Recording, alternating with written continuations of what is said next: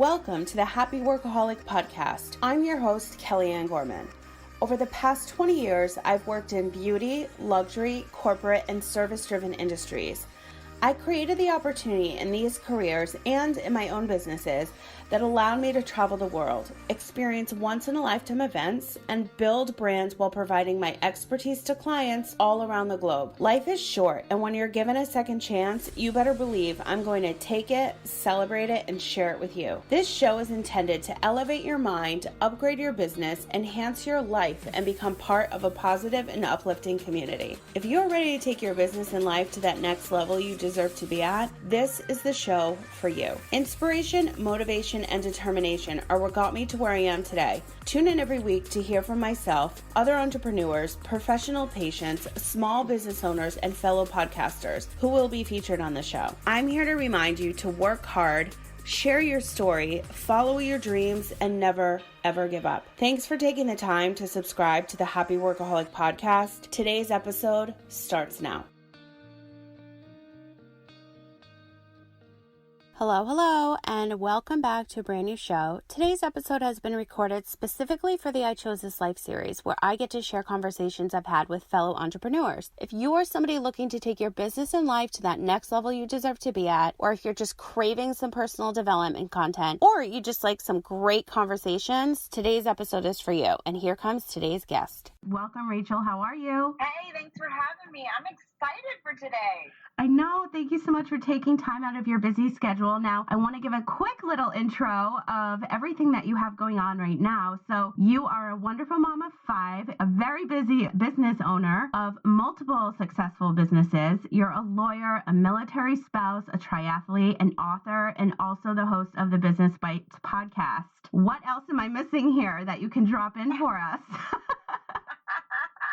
That's about everything. That's a lot of stuff right there. Oh my gosh. So today I want to talk to you about, I really want to know how you started off your career. Let's start there. How did you get to where you are right now? Oh, I'll have to shorten it for you guys. Because this is 15 plus years in the making, but I kind of always knew that I didn't fit into a regular box. Like in school, I was always critiquing the teachers on how they could have their file system better or their classroom arranged. I didn't want to sit in my seat and that sort of thing. Like I was always just not one to fit into a box. And so I was in undergrad college, met my husband, and we had baby number 1, and I was still going to school. And when I was diagnosed with cancer, at the tender age of 20, I realized that, you know what?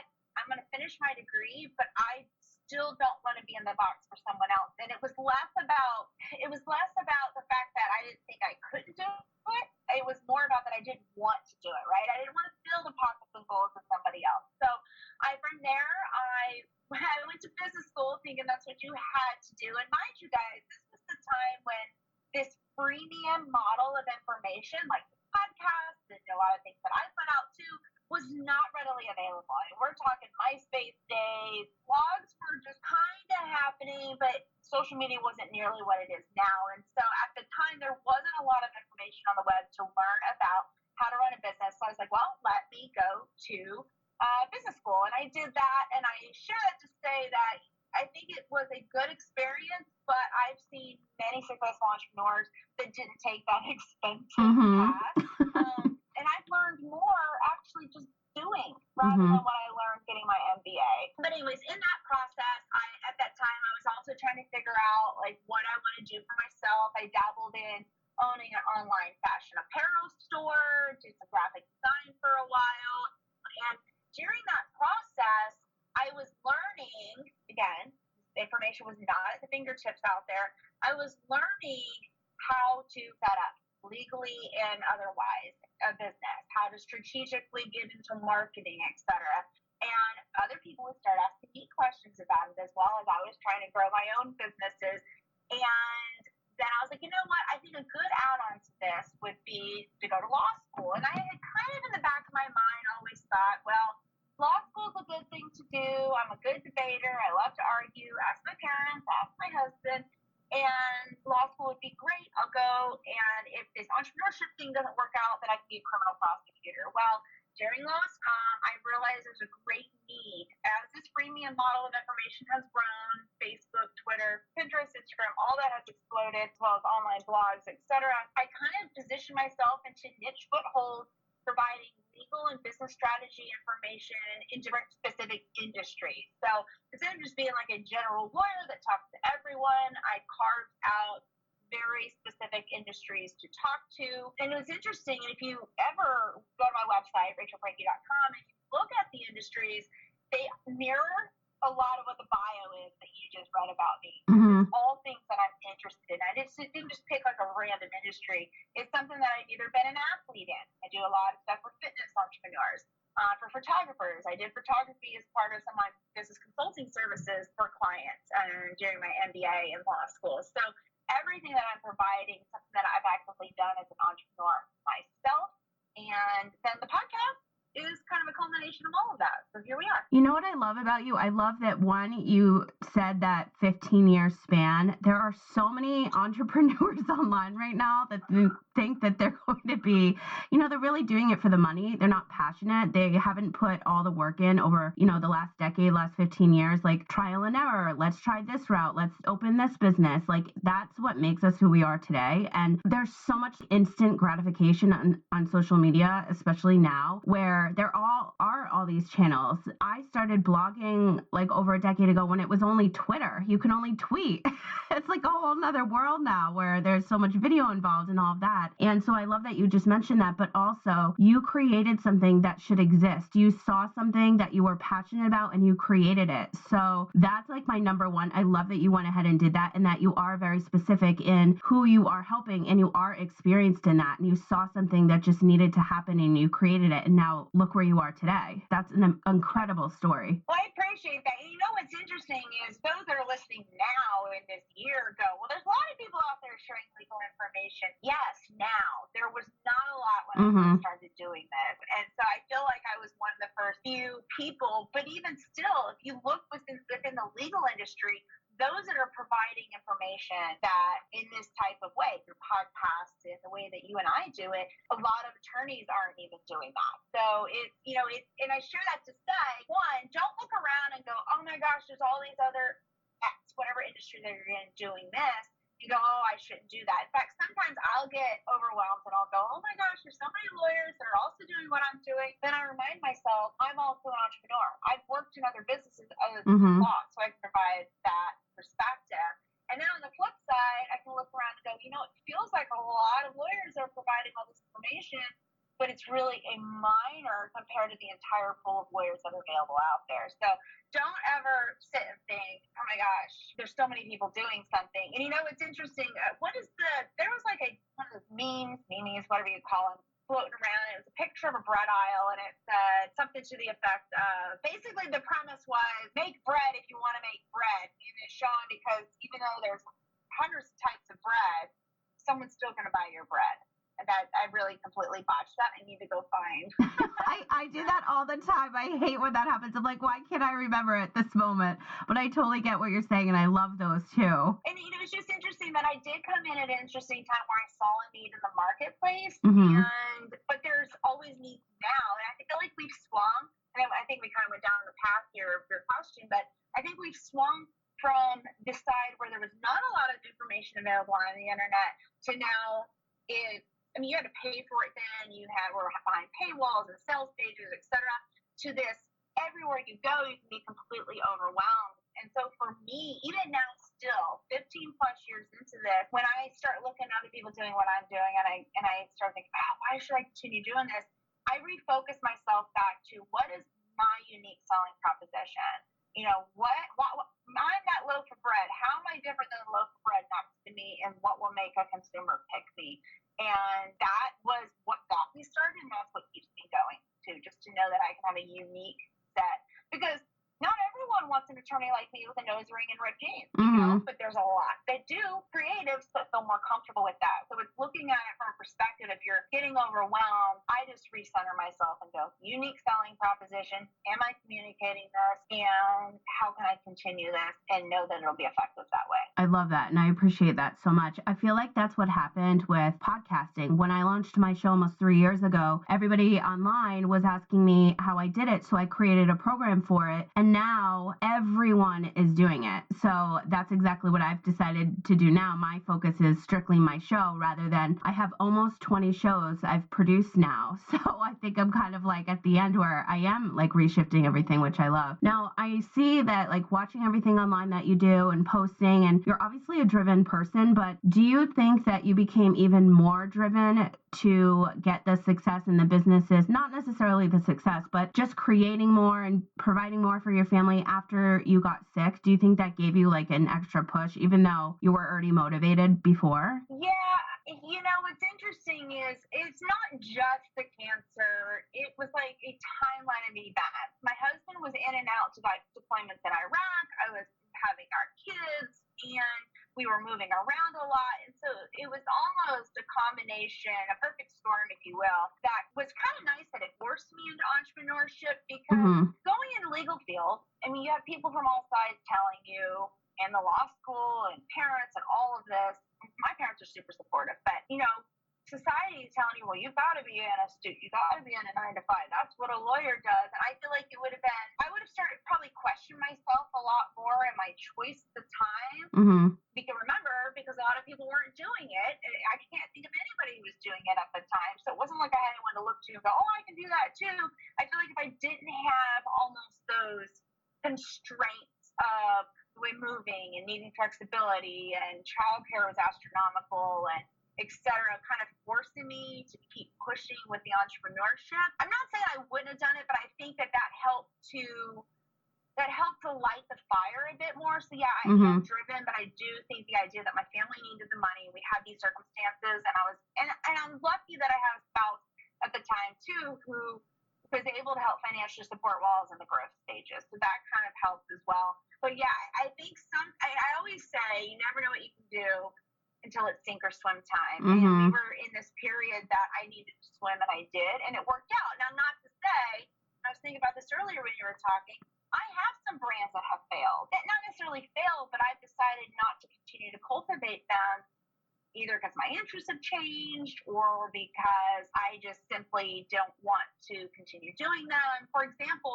one of the industries that I was targeting was blogging. Since I do blogging, I mean, that's what it is. They're all blogs. I was like, well, let me talk to bloggers, and then also let me talk to podcasters. And I had set them up to be their own distinct brands at the time, and it got to be so overwhelming that I had scaled back because I had so many other irons in the fire.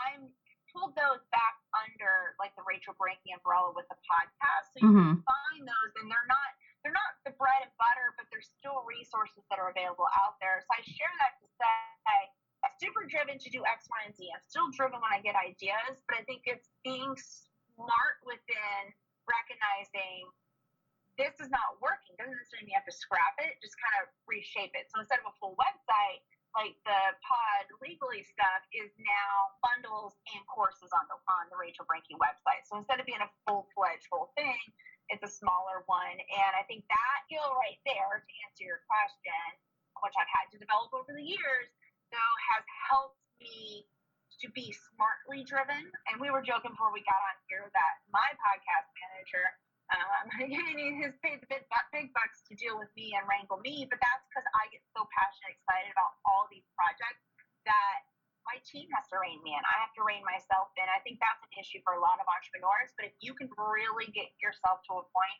that you can learn that balance, that's where you're going to see real growth. And so be driven, but don't be driven recklessly. Oh, I love that. I love that you just said that. Now, being a mom of 5, something I preach all the time is you have to be organized. If you saw my planner, I have a whole highlighting system. It's insane. Color-coded, the whole 9, multiple calendars. I mean, that's excessive, but something I preach again is like just you always have to find your own way and how to be organized. So as a mom of 5, what kind of tips can you give our listeners that are moms? I have a lot of moms that listen to this show that kind of keep you on your toes or kind of set things in a great expansive way when you're running a business and have a family. Calendars. I mean, honestly, like we sit down, and I talk about this actually, it's the very first episode of my how I look at everything. And I'm not perfect on this, right? When I share this example with you guys, but it's something that does help me. I call it filling the rocks first. And it's a visual or mental representation of your calendar. So take a glass vase, and then you have a bucket of sand, and you have these rocks. The sand represents all the other things you need to do that aren't necessarily priority important to your business, etc. But the rocks are the things that are your whys. And, I sometimes cringe at that statement, but they're the most important non-negotiables in your life. So like for me, it's going to be kids' activities, family time, family vacation, self-improvement, including like exercise, self-care, and that sort of stuff. So think about it. If you sit down and you don't do a calendar, you don't get strategic, and you decide, I'm going to open a business, I'm going to be driven recklessly, and you pour the sand into the vase first, and then you try to fit in these rocks that represent the most important things in your life, you're going to be trying to cram them into the vase, and the vase is going to break or they're not going to fit.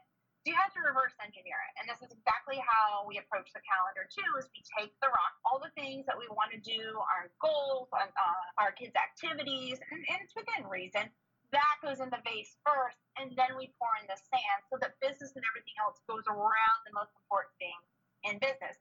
That being said, it sounds so simplistic. Sometimes life isn't that simplistic. So you're going to have shifting that goes on, have to be flexible. But for me, as an example, one of my big things of self-care is exercise. And it is, I don't know, the term self-care I feel like is so overused and cliche now, but you need it to survive, to be your best self. That's how I feel. If I don't have it, I'm off.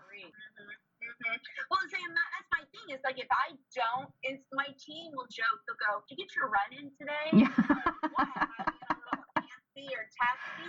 But it's true. Like if I go and get exercise, I know I need exercise first thing in the morning, so I put it on my calendar and it's blocked off. I don't have meetings then because it won't happen later in the day. Just life happens, but it sets me up for a more productive day doing it that way. So that's one of my rocks. Is that goes in first on the calendar, and we do color coding and all of that. It integrates with our family so that I know what my husband's doing, my husband knows what I have. We speak with my parents, so the parents know what the kids have got going on, and it's the only way that I can keep everything together. Do you prefer a handwritten calendar or digital, or do you use both? Digital mostly. That's where I'm moving everything now. I've always had to write things down for my memory, and now I'm like, I need everything online now. It makes it so much easier. It integrates with like my calendar for podcast stuff, and then we don't do double booking. Yeah, everything just got it all intricately tied together so that it blocks things off. Oh my gosh, I love that. I love everything organization. Now I want to kind of shift into legal. You probably don't know this about me, but I'm actually representing myself in 5 medical malpractice cases at the moment. And that's incredible. Yeah, it's probably harder than getting misdiagnosed, to be honest with you. I spent 6 months prepping my cases. I should be done soon, and they started in June. And the only reason why I did this was because over 100 attorneys wouldn't take my case because I'm still alive. And so long story short, I'm going to be taking the bar in a couple of years. And like you said earlier, which I was so excited, I'm like, I can't wait to talk about legal, because there's certain things that are missing in the healthcare system that tie in with the legal as well. And so I'm actually creating a product that will help everybody, being the patient, the doctor, the attorney, the caregiver, like anybody involved in somebody's healthcare journey. And so while creating this product, I'm like, there's such a niche that needs to be available for patients that, can't afford an attorney full right, or need to learn how to represent themselves because they want to, or just certain pockets. So I love that, when I was reading your bios and I was really like doing my research, I'm a huge research person. And I'm like, oh my gosh, I just love that she went into legal. Like she's representing so many types of business owners in different markets, because she has that experience. And that's what I'm doing, because I have the experience now from the legal aspect as well as the patient. So I want to create a specific thing, which legally I can't say right now, but I'm just so passionate and excited about it. So when you're working with clients, like what do you think is, say, like 2 or 3 things that clients come to you? Because I've heard you say a lot, misconceptions. What do you think, like the top 2 or 3 misconceptions where, it's going to be, like you've said before, it's going to be so much more money for you to deal with the legal than just pay for someone to look over your profile. So other than that, like what are some things that being a lawyer that somebody were, like for myself, for example, were come to you, what would you say to them first? This is a little hard for me to answer because the majority of people who come to me, they already know me online. So they already know I'm not the typical attorney. So I feel like I do a fairly good job, pat myself on the back, of breaking the mold of what typical attorneys are. We really emphasize, at least for our firm, virtual based. So we have attorneys that work for us across the U.S. You don't ever have to step foot in the door to see us. We can do everything flexibly, phone, Zoom, whatever. There are multiple reasons for that, but since we primarily service entrepreneurs, that is a huge attractive one. But a misconception typically is I'm going to have to go and schlep in there, see the attorney, dress up, and all. I'm like, no, sit at home, get a cup of coffee, let's talk on the phone. I'll be in my pajamas and coffee. You'll be able to see me. And we do have offices, but we don't force our clients necessarily to come in unless they have to, because we're really trying to embrace a flexible lifestyle. But I love that you do that too, because it's so much more comfortable. I love that you do that too, because it makes the client so much more comfortable and at ease, I feel like, especially when it is something legal. Like a lot of people are so afraid as soon as you say legal or attorney or anything like that. So I love that that's a part of it. Well, it also depends on who you're working with and the type of, some of you listening are going, oh, I would hate that. I want to come in. Mm-hmm. And I'm happy to meet you at the office and get dressed up. I've got a collection of shoes that I love to wear out. So yeah.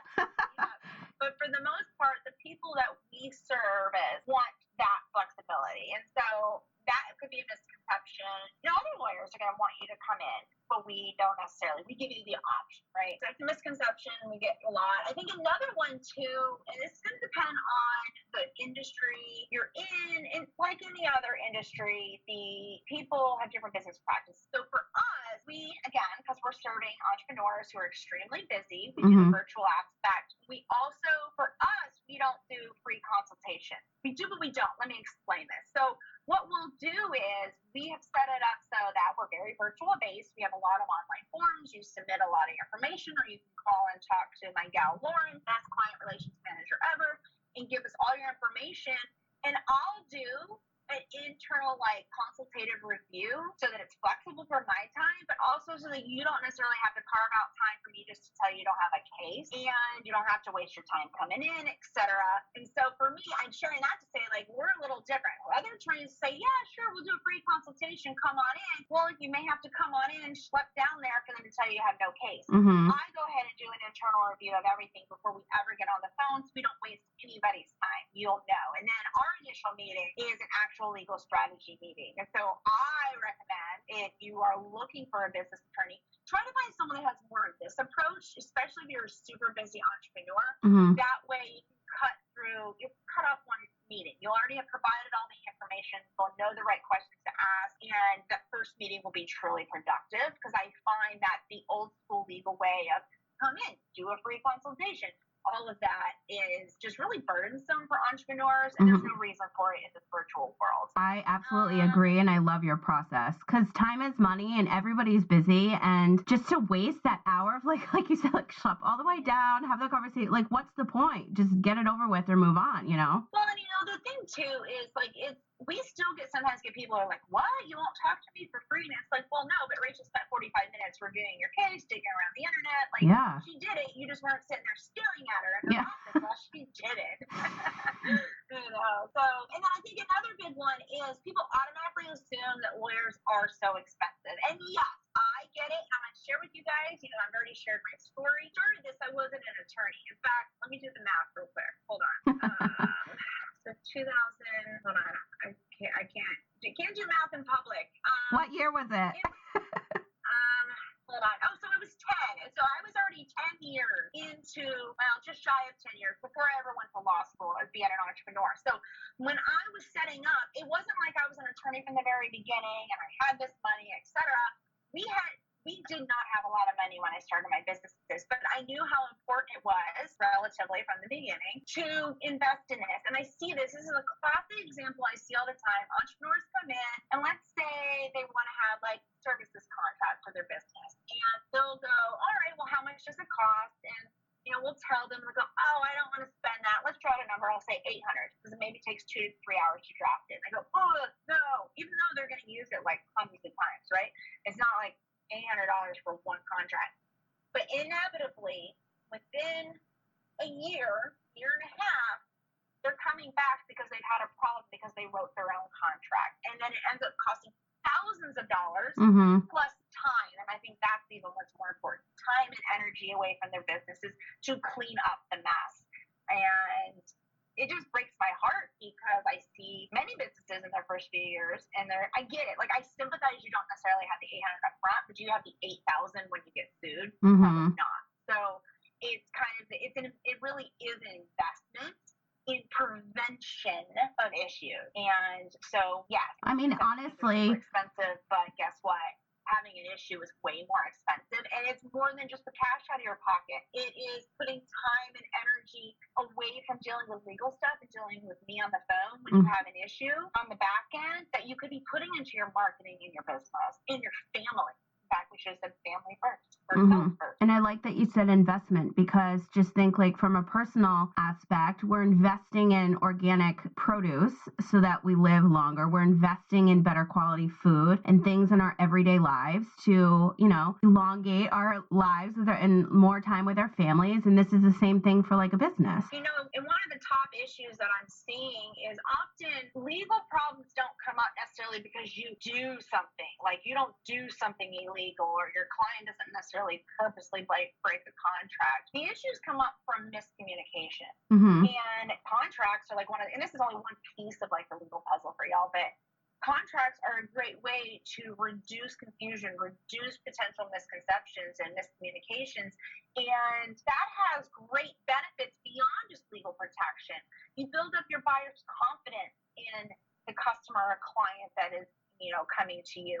You're preventing issues, so you're maintaining the relationship. You just said the word like elongate. You're making the lifespan of your business longer, but you're also, what's the word I'm looking for? You're building up the goodwill by not having issues, proper stuff in place with your customers and clients, which are going to bring you more, and it snowballs and it becomes a big thing, and it's a big good thing for you as opposed to a big bad thing because you didn't start from the very beginning. And so don't freak out if you're listening going, oh my gosh, I don't have any of the legal stuff. You can do it at any time. You just need to do it before an issue happens. And don't sit here and think, well, I haven't had an issue, so I'm not going to worry about it. You never have an issue until you have one, and then it's too late. It costs more time, money, and energy to clean it up, and I hate that for you guys. That's so true. Now, what do you have going on, or what do you have coming up that you want to talk about? Oh, man, I don't know. I don't know when you're going to be airing this, but we're sitting amidst the coronavirus fear craze right now. So conferences and seminars and a lot of events that I had coming up in the next few months have all been canceled or they're being rescheduled. I don't really, honestly, I'm wanting to know with all these doors closing, when it's going to open now. So I'm just going to stay the course, working on my podcast. And one of the big things that I'm committing to this year is you can't get a guest on that you don't ask for. You just got to make the ask. And that's something I'm really committing myself to do for the rest of this year. I love that. Thank you so much for sharing that. Now, where can everybody find you? I'm going to put all these links in the show notes. Where should everybody head to? Your website, obviously your podcast. Yeah, you guys can find everything at rachelbrenke.com. And that's kind of the mothership. It has a link to all the different niche blogs that I have, as well as the Business Bites podcast, which is a short form podcast for busy entrepreneurs, no fluff, no mess, to get right to the point on things. It is solo and interview style sometimes, and that drips out weekly. And there's also a free legal checklist there if you guys want to snag some of like the top legal things that entrepreneurs need to be aware of. You can just run through that. It's printable, so you can fill it out or you can type into it. and that'll get you going. You can take that to a local attorney, or you can reach out and we can try to help you guys find some resources, give you some podcast episodes to help you with your education. Oh, that's so excellent. You guys, I'm going to drop all those links in the show notes, so be sure to check those out. Rachel, thank you so much for your time. I appreciate you coming on the show today. Yeah, of course. This was awesome. I look forward to doing it again.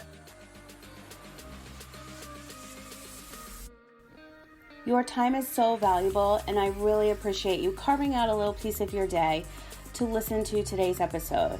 If you liked this one, please share it with someone who you feel needs to hear this message.